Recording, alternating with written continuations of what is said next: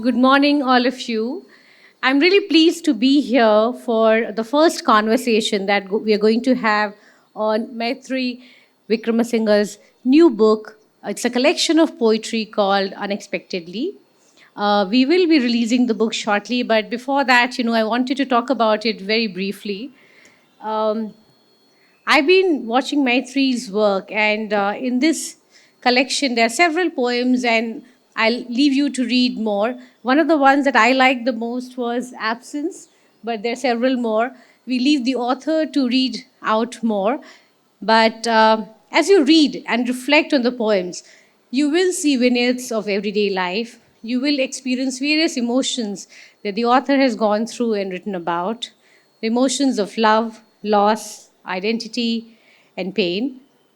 The collection is both personal and political, and Mathri manages to capture a time in Sri Lanka when it teetered on the edge of political chaos.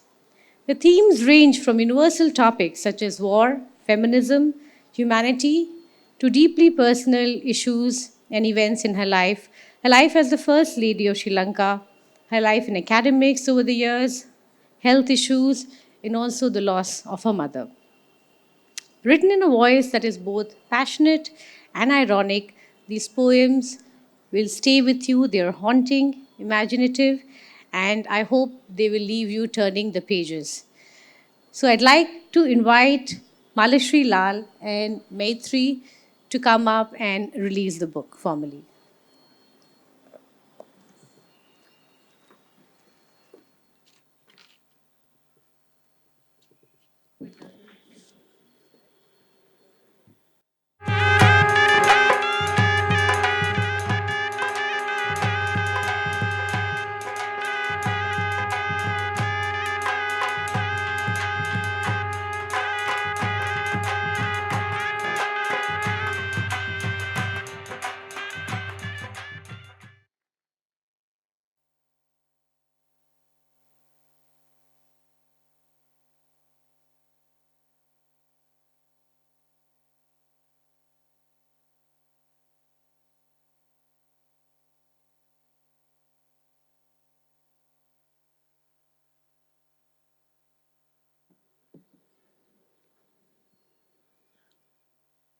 On this beautiful spring morning, it's indeed a great pleasure to begin the day with poetry, and especially when the poetry is written by Maitri Vikramasinghe.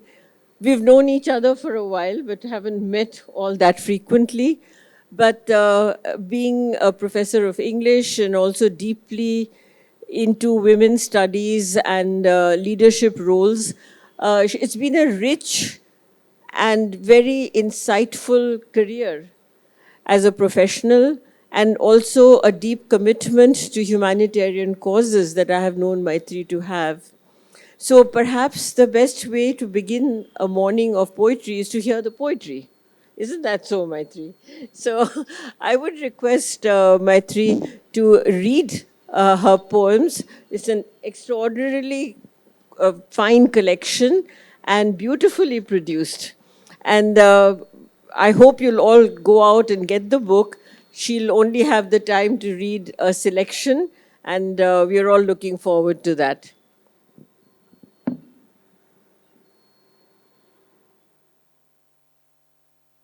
Hello, good morning, everybody. Thank you, Malashri. Uh, as Mala says, we have known each other for about 10 years and intermittently met. And I would also like to thank Millie Aishwarya from Penguin for their trust in me and for introducing my book to the audience so persuasively. I would like to begin my reading with a poem titled Blood Orange. These days, there is a fingernail scraping and scraping the skin of our minds with a single flick of a fingernail, scraping and scraping with a tenacity that can split the rind to swell blood orange under a fingernail, scraping and scraping to flip us over the flange of fury with a fingernail, scraping and scraping to inflame us into Molotov cocktails with a trifling fingernail. To me, this poem is one that tries to capture the ethos of our times or the times that we live in today. However, it's quite possible that it may say something else to you. And as an academic, I have been studying and teaching diversity and identity politics for the last 30 or 40 years. And the next poem is one that questions or perhaps expresses the need to nuance our understanding of identity politics. Given the extremes and diversities and divisions and polarizations and sensitivities of today. It's called Colorings. Some people color me blue in blood, while others assume a partisan green, especially if cut wide open. Still others ascribe an academic white in candlelight. Those who don't know me smear a bright pink stereotype, but I paint myself a feminist purple. Yet horse sense makes me think that blood is red, but who knows what color blood once you are dead?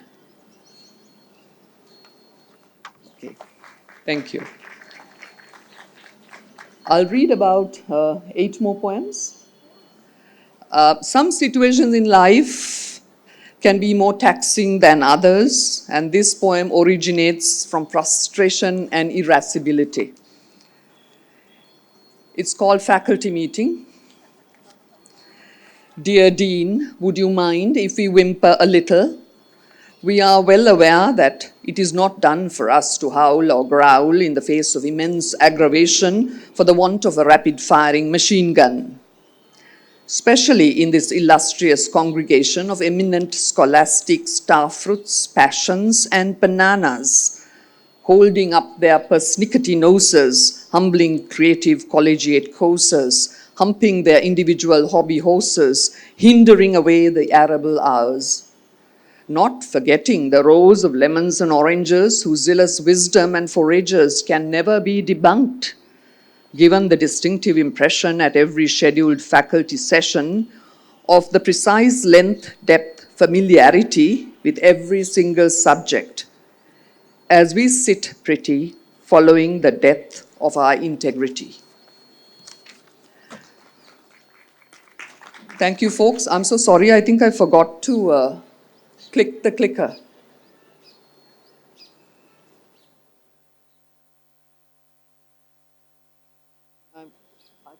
Okay, I think that's the correct one. The next poem is of the Yala Safari Park, and it's fairly straightforward, and I don't think it needs any referencing. Sun, the constant in magnificence, banishing the dense and the dark. Skies turning rose, turning copper, turning silver, turning gold. Shrubs, harsh, spindly skeletons, crouching, receiving, saluting, worshipping. Drought, a haze of rust, dust on tracks and tracks of horizon. As the wildlife come thundering out in multitudes in their jeeps and jalopies. I selected the next poem for its readability. Grey shit splattered, splotched on amber tile roofs, white parapet walls, and mildewed stone paving. For months and months and months, they heard the incessant sandpapery squealing, squealing, squealing. Downy black tears poised motionless on leafless branches, waiting to drop, and at times swooping down and soaring up and swirling around, marauding the mango tree, enhancing the sense of unease, excreting disease, auguring death and threatening mortal devastation. Bats. Can fruit bats truly do that? Can they truly be a trope of the times, or is it all in our minds? Unkind, the neighbors are alert and ready, fortified with a cache of fireworks to subvert their common destiny. In 1920, I was diagnosed with breast cancer, and I believe in talking about it. And the next poem emanates from that experience. It's called Karkinos. To run, to fly, to flee, to outrun your body. From the grotesque of the Karkinos stirring, shifting its scab, lifting its claw, engorging itself within you. And were it not possible to run, to fly, to flee, to outlive your body, then to unclothe, to scrape off, to shed your body, like the hoary skin of a snake, so that the mind can ascend free. And thank you. In case you're wondering about the word karkinos, karkinos was the ancient Greek word for a particular type of crab, which was likened to a particular type of cancerous growth. Karkinos was later Latinized as cancer. And the next poem comes from the title of the book, Unexpectedly, the reach of your arm in silence, the touch of your hand, a question, the press of mine in response, the trace of your fingertips, insistent, the caress of my thumb in replay, the scratch of your fingernail, a prelude, the resistance from mine, scarcely, the forage of my forefinger, furtively, the crush of your grasp, urgently, the closing of our hands, the clasping of our fingers, the clenching of our palms, unexpectedly. Thank you. My next poem focuses on death, a topic of interest for many poets. And while all poems are personal to the extent that they originate in the poet, not all poems are based on the poet's experience, nor can they be condemned to express the poet's personal opinion. Indeed, poems come from the imagination, of course. But this poem is very, very personal. Dying dispassionately. With reassuring conviction, Osho offers an insight on dying.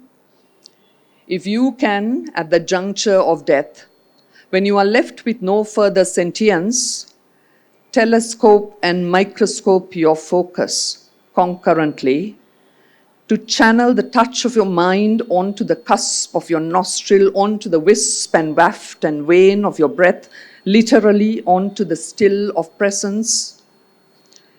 If you can periscope yourself from the motion of living, sublimate your consciousness to observe formally the kaleidoscopes of passions, of awareness, of attachment, of agitation, of agony at the impending expiry of life. Apparently, you can then seize the moment of dying and witness yourself die dispassionately.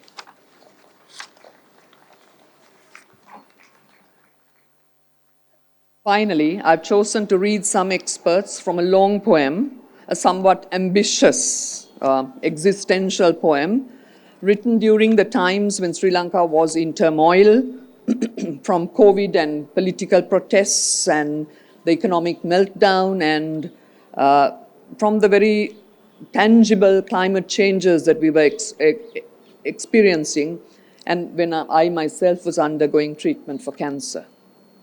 It's called In Extremis, and these are excerpts from it.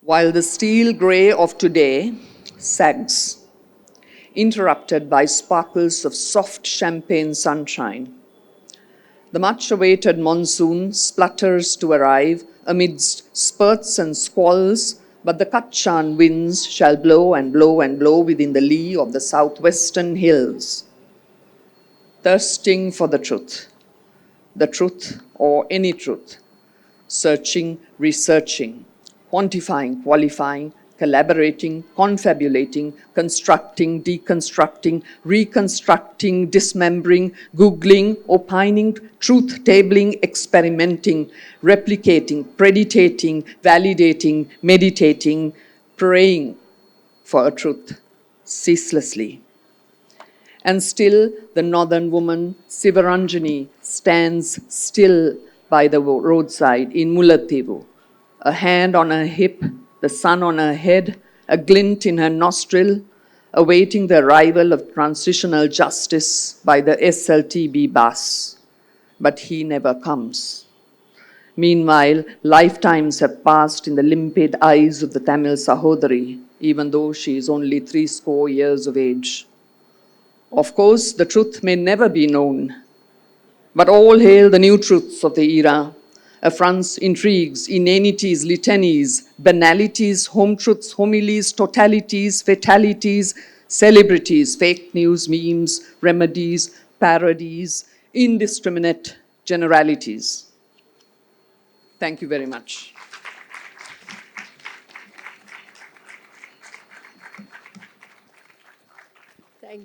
Thank you, Maitri, for that very beautiful and very powerful reading. And the poems cover such a wide range.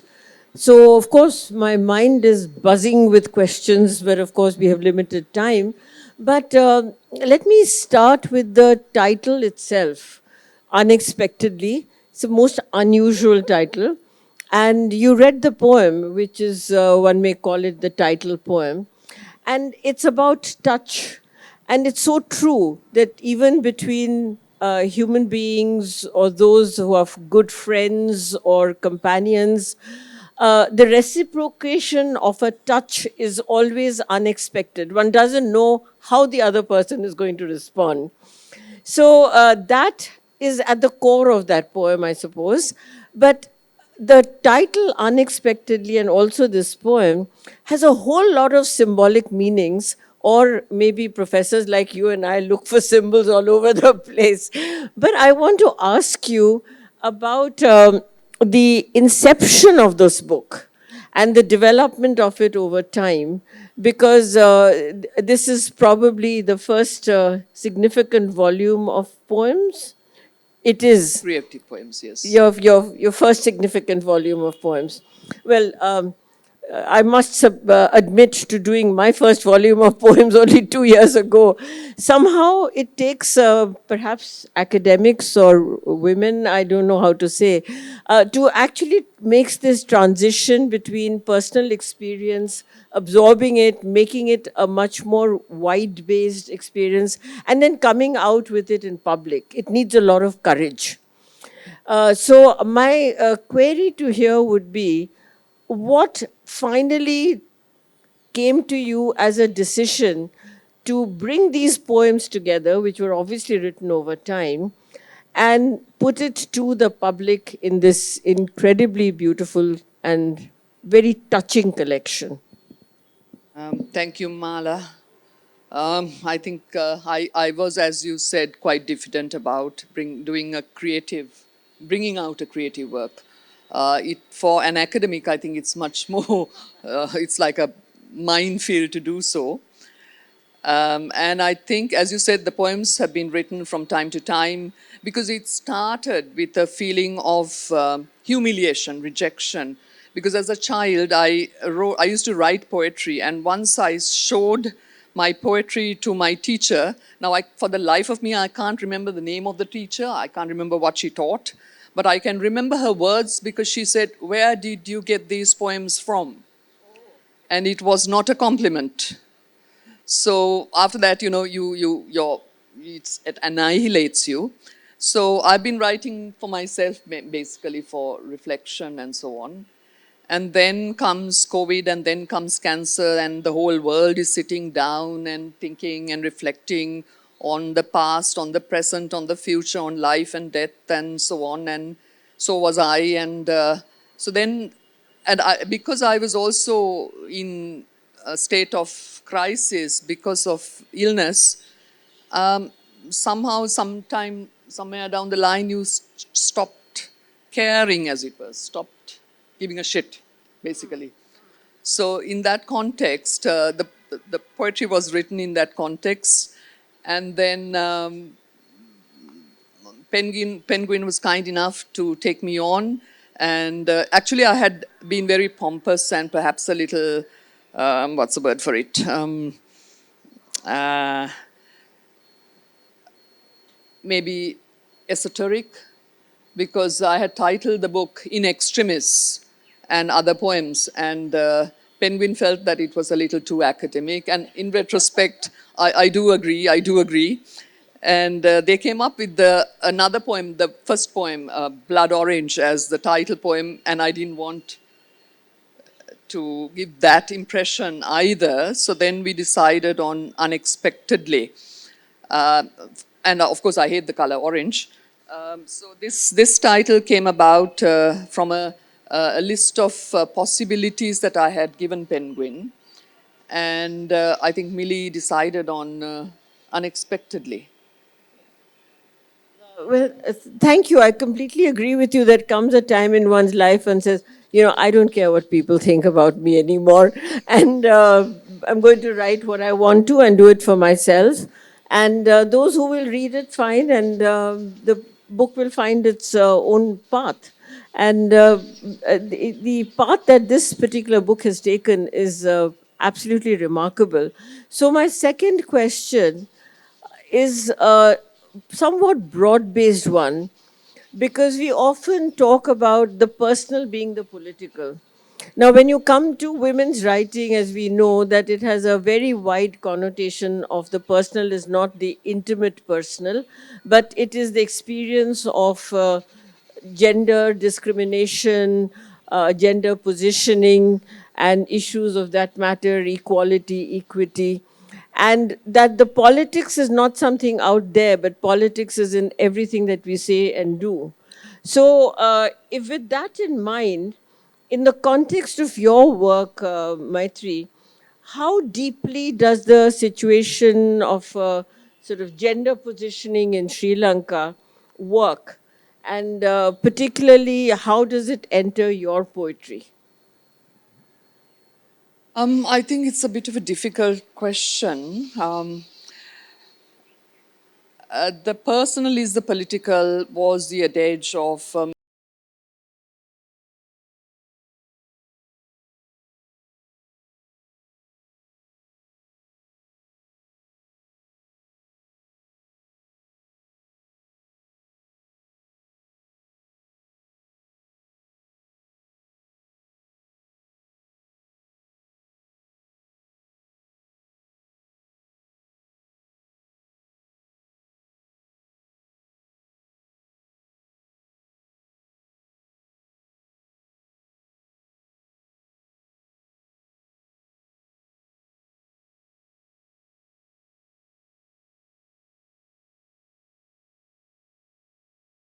the personal is, or that is not to say that the political is also the personal, especially for me in that context.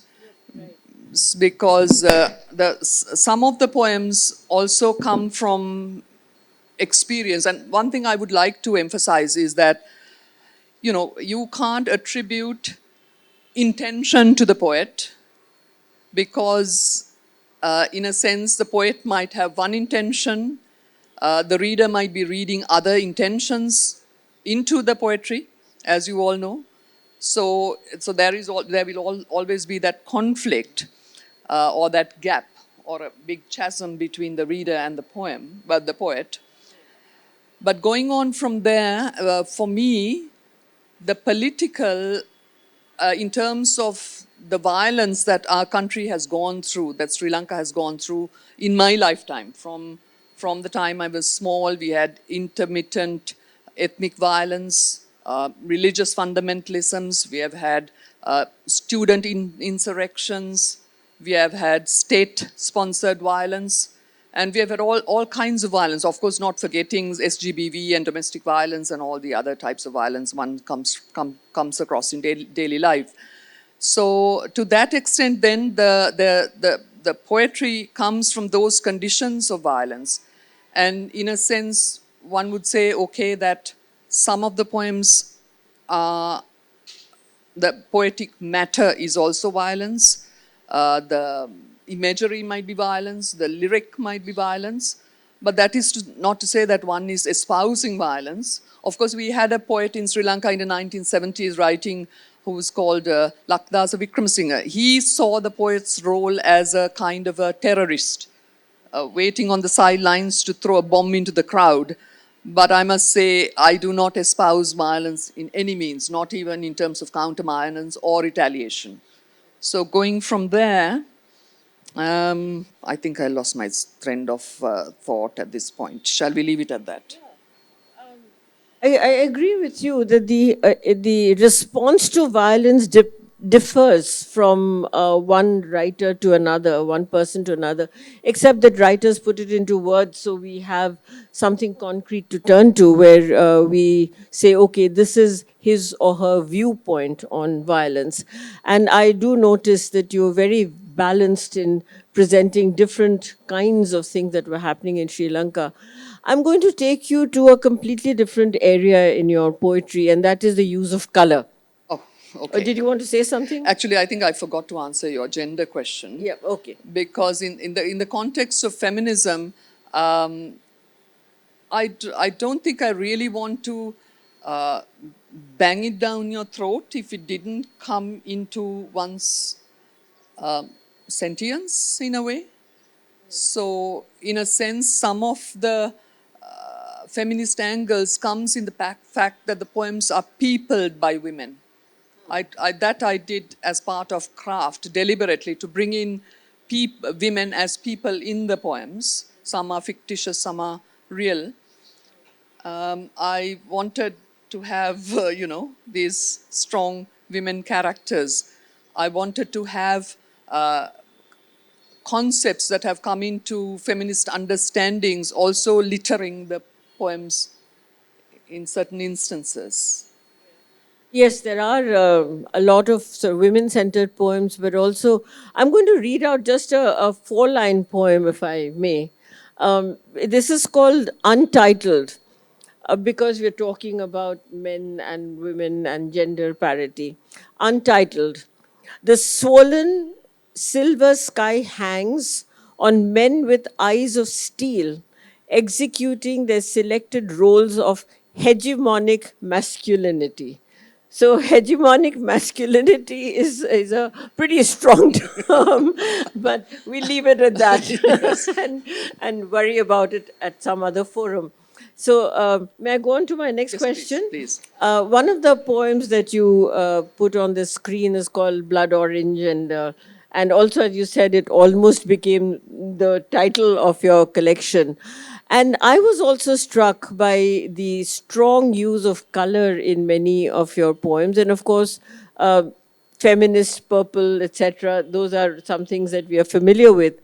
But what is the attraction of color that you feel that you bring it in often into your poetry? Actually hadn't thought about it until you mentioned it, but I think I do have a strong I feel color very strongly. I see color very strongly because I'm always commenting on people's outfits and so on, which is not quite politically correct at the moment because I see color so strongly. And in a way, some thoughts can even be related to color. For example, you might feel, you might see irritation and irascibility as orange or yellow and so on. I don't know what that was.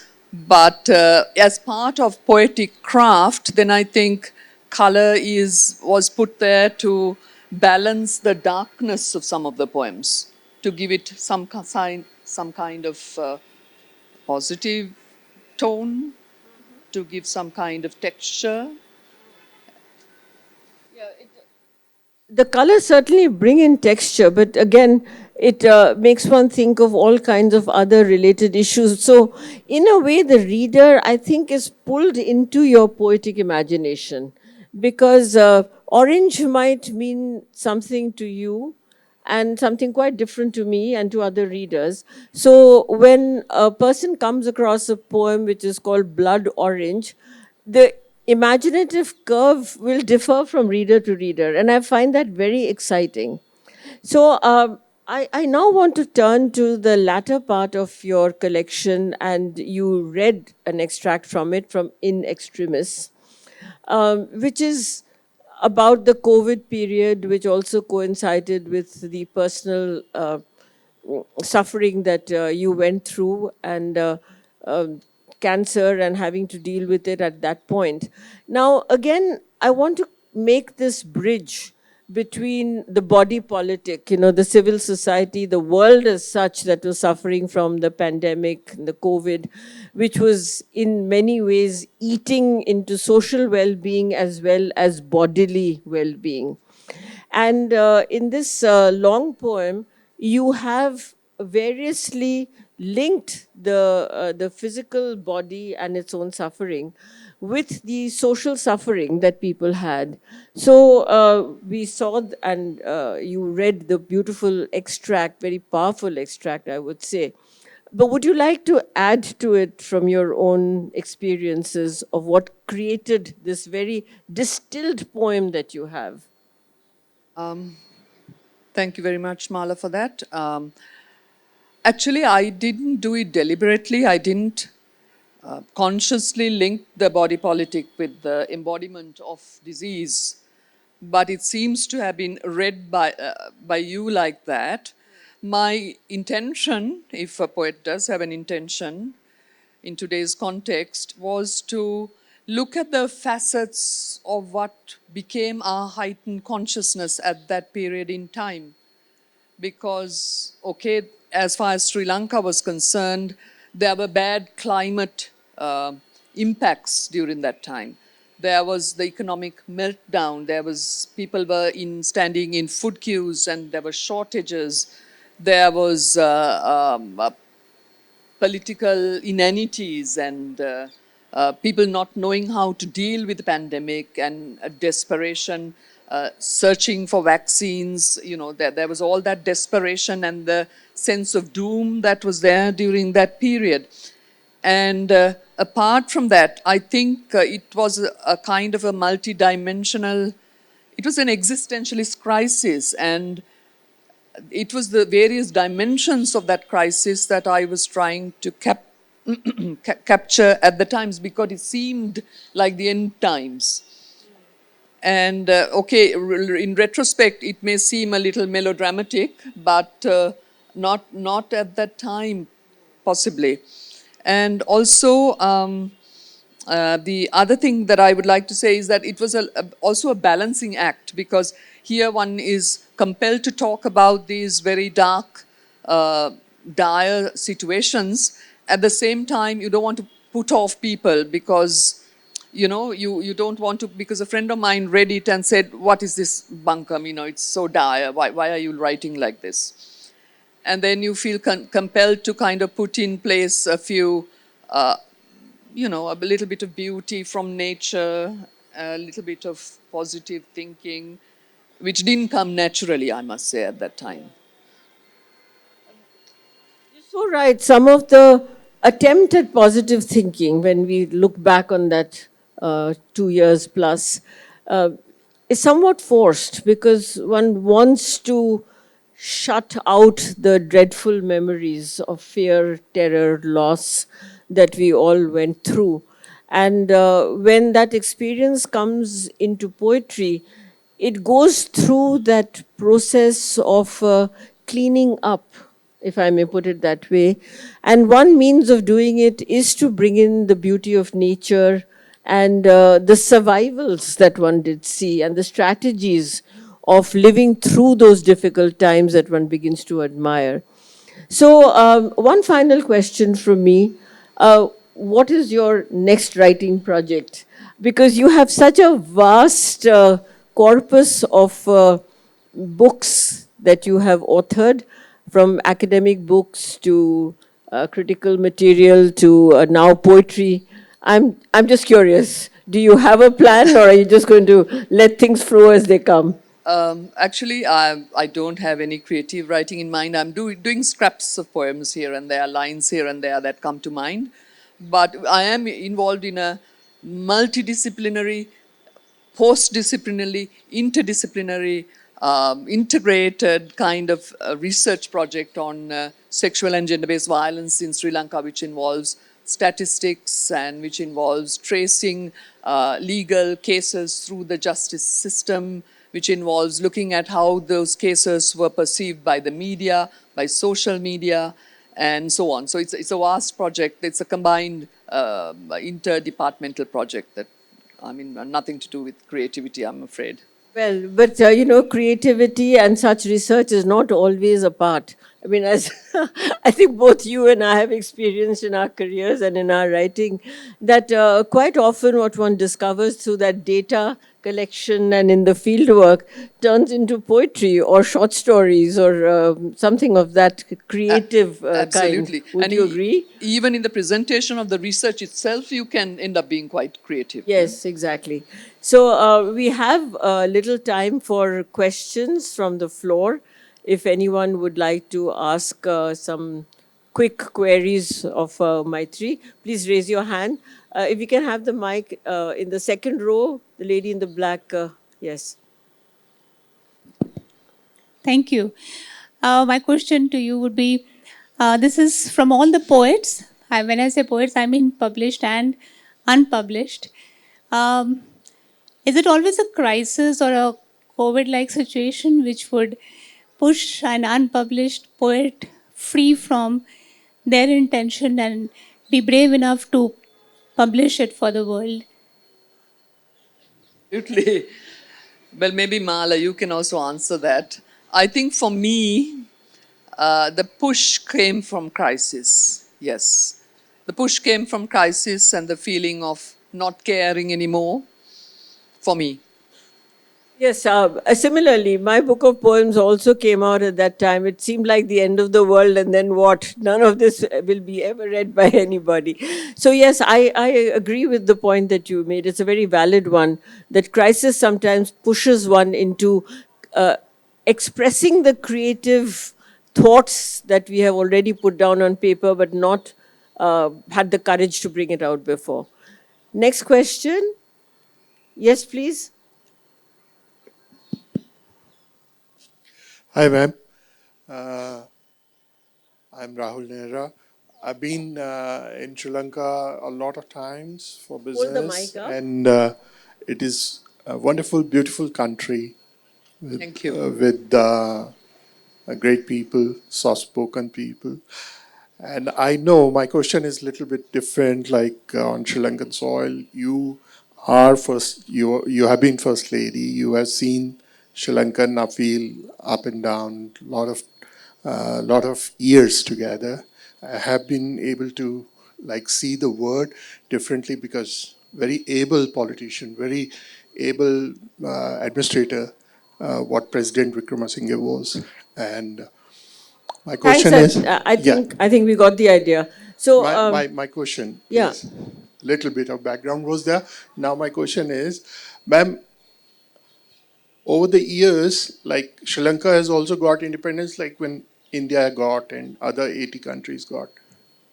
Why it is so that so much of intelligent work like you and other Sri Lankans had not been able to percolate into the economic and political sort of progress of the country. Thank you.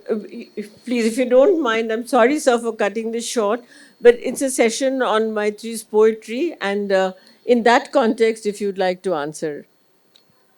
I would not like to answer that. Please excuse me. So I think we should keep the questions to the poetry of Maitri and not outside of that broadly on Sri Lanka. Yes, please. Yes, can we have the mic here, third row? Good morning, ma'am. I'm Dr. Chavi Gandhi, a huge admirer of your work. So I wanted to ask one question. So when you were writing these poetries, did you have a moment of self discovery that you are writing it in your interpretation, but some reader might come with another interpretation and you might discover that interpretation as well, that it can be interpreted in this way. So have you anticipated that in your writings? Oh, absolutely. Absolutely. Once you write a book, any book, and it's out there, it's published, then it's a free for all. You just gave birth, but then the child is up for adoption. You know, anybody can write it in any way they want. Not only that, what often happens, and I'm sort of adding a postscript if I may, when the book reviews come out, it's sometimes a big surprise because one had never thought that this was in my poetry, you know. So you're very right that once it's out there, the interpretations can be very different, and that's what Maitri and I both subscribe to that view. And also, if you're from the literature studies, then you would have people bringing in a Marxist interpretation, and then you'll have somebody giving a gender interpretation, and you know, a post-colonial one, and so on. So you're nowhere there anymore. And even a deconstruction in our postmodern setting today. Yeah. So there's a question there in the middle of, yeah, the lady with the hand up there. Yes, please. Hi, thank you. Your readings were beautiful. The question I had was, did you, after your crisis of health, find that your expression and your poetry changed? Actually, after my health crisis, I found that I was not as conversant as I used to be, and I used to search for words. And writing poetry in that sense helped, you know, regain my balance in a way. So it was a kind of a healing, would you say? Absolutely, yes, absolutely. It was Yeah. very therapeutic, very therapeutic. Yes. It's very interesting because the preface that I wrote to my book of poems 2 years ago, it's called Poetry as Healing. And I do believe that when one is going through particularly bodily pain or a kind of a trauma, emotional trauma, writing poetry is a cleansing, self-cleansing exercise, though we are not conscious of it at that point of time. May I add yeah, to that? please. It's a little different from cathartic writing. Yeah. Because you have to have a particular discipline. No? You have to have a particular discipline. You have to search for particular words, lines, which make sense to you. It's not just putting down everything, every thought that comes into your head. You're framing it and structuring it in a particular way. So I think, yes, that discipline also is very helpful. Absolutely. Poems go through a lot of revisions before they come on the page. So one last question, if there is somebody. Yes, there's someone in the back. They haven't had a chance from there. Yes, please, in the black jacket. Thank you so much. My name is Anubha, and thank you for your beautiful poems. Two questions. You know, you shared your personal experience as a child and, you know, being kind of put down probably by a teacher. So one question was that, you know, creative writing or poetry and this interlinkage with feminine consciousness, shame, probably that comes as being a woman and not probably, I'm not sure, but you know, I've been listening to other poets, and I do see this slight difference between men poet and maybe you know women poet. So one question would be that. Let's, excuse me, yeah. we're very short of time, Sure. so I'll leave it at that one Sure. question if you don't mind. Yes, please, Maitri. Yes, I guess every time you send off something to a publisher, you do so with immense trepidation in that sense. And the poetry was, for me, problematic because of that childhood memory that I was nursing and unable to get over. And it means a lot that you like my poetry. Thank you. Well, it's been a wonderful session. We all love your poetry. And thank you so much for sharing it and your thoughts on the poetry. Thank you very much.